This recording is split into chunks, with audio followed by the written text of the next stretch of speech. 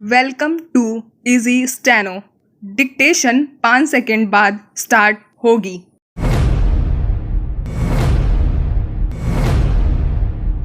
इसमें संदेह नहीं कि राजनीति लगातार उतार चढ़ावों का मैदान है और राजनीतिक दल इसी मुताबिक अपना रुख तय करते रहे हैं।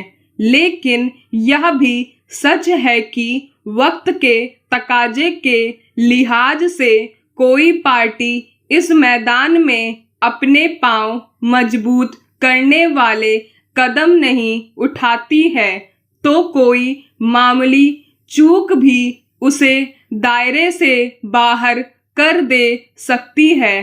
पिछले कई सालों से कांग्रेस लगातार इसी जद्दोजहद से गुजर रही है। आम तौर पर इसके निष्ठावान नेता अपने स्तर पर पार्टी के संघर्ष में शामिल रहे।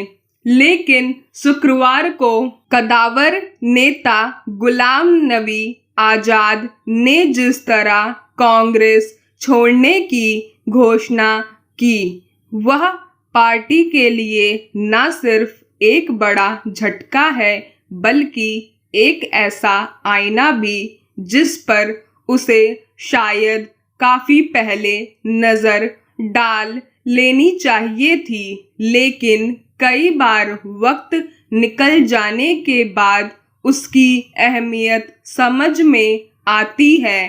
अब कांग्रेस की ओर से यह जरूर कहा जा रहा है कि गुलाम नबी आजाद ने एक ऐसे नाजुक दौर में पार्टी छोड़ने का फैसला किया जब न सिर्फ पार्टी बल्कि देश के लिए संघर्ष करना बड़ी चुनौती है। लेकिन अगर आजाद के सामने कई बड़ी शिकायतों के साथ पार्टी छोड़ने की नौबत आई तो इसके लिए कौन सी परिस्थितियां जिम्मेदार हैं?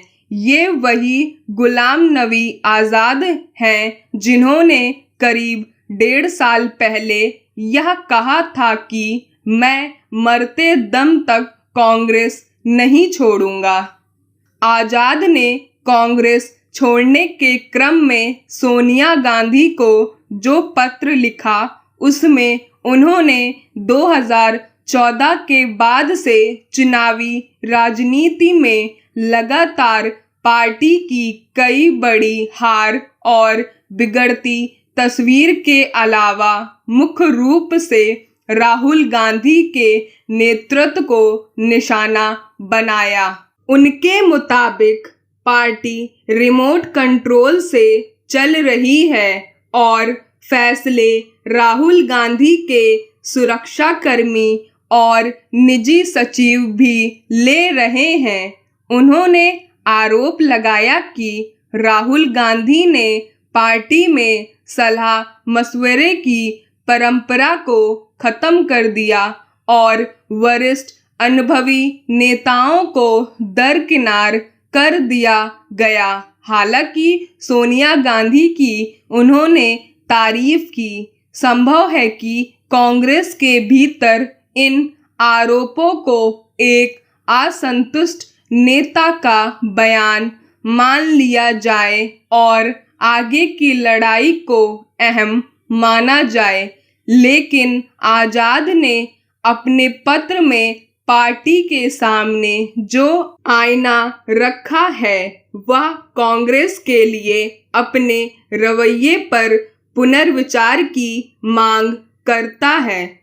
गौरतलब है कि गुलाम नबी आजाद कांग्रेस के भीतर बने G23 के कुछ अहम नेताओं में से एक हैं, जिसे पार्टी की कमजोरियों की ओर ध्यान दिलाने वाले एक समूह के तौर पर जाना जाता है।